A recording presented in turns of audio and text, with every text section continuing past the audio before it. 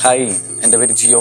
ഞാൻ Amal Jyothi college of എഞ്ചിനീയറിംഗിലെ metallurgical and materials engineering 2018-22 batch pass ഔട്ടാണ്. ഞാൻ ഇപ്പോൾ കറൻ്റ്ലി കോമ്പീറ്റൻസ് ആൻഡ് ടെക്നോളജി എന്ന് പറഞ്ഞൊരു കമ്പനിയുടെ അസിസ്റ്റൻറ്റ് മാനേജറായിട്ട് വർക്ക് ചെയ്യുന്നു കൊച്ചിയിൽ.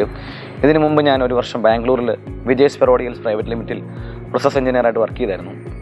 എൻ്റെ ലൈഫ് ചേഞ്ചിങ് ഡിസിഷനായിരുന്നു അമൽ ജ്യോതി കോളേജിലെ മെറ്റലർജിക്കൽ ആൻഡ് മെറ്റീരിയൽസ് എഞ്ചിനീയറിംഗ് പഠിക്കുക എന്നുള്ളത്. നിരവധി ഫ്യൂച്ചറിസ്റ്റിക് ആയിട്ടുള്ള ഒരു സ്കോപ്പുള്ള ഏരിയയാണ് മെറ്റലർജിക്കൽ ആൻഡ് മെറ്റീരിയൽസ് എഞ്ചിനീയറിംഗ്. ഇന്ന് ലോകത്ത് ഏറ്റവും കൂടുതൽ റിസർച്ച് നടക്കുന്നൊരു ഏരിയയാണ് മെറ്റീരിയൽസ് എഞ്ചിനീയറിംഗ്.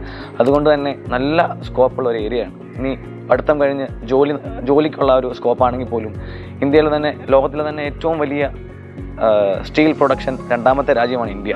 ഈ മാനുഫാക്ചറിങ് സെക്ടറിൽ തന്നെ process engineer, production engineer, research analyst, quality analyst, അങ്ങനെ ഒരുപാട് വേക്കൻസീസ് ഈ പറയുന്ന ഒരു കാര്യത്തിനുണ്ട്. ഇപ്പോൾ എൻ്റെ കാര്യം പറയുകയാണെങ്കിൽ ഞാൻ ഒരു വർഷം ബാംഗ്ലൂരിൽ പ്രോസസ് എഞ്ചിനീയറായിട്ട് ജോലി ചെയ്തതിന് ശേഷം MBA ചെയ്യാൻ പോയായിരുന്നു. അപ്പോൾ MBA ചെയ്തുകൊണ്ടിരിക്കെ തന്നെയാണ് എനിക്ക് കോമ്പീറ്റൻസ് ആൻഡ് ടെക്നോളജി എന്നൊരു കമ്പനിയുടെ ബിസിനസ് ഡെവലപ്മെൻറ്റിൻ്റെ അസിസ്റ്റൻറ്റ് മാനേജർ ആവാനുള്ളൊരു ഭാഗ്യം ലഭിച്ചു.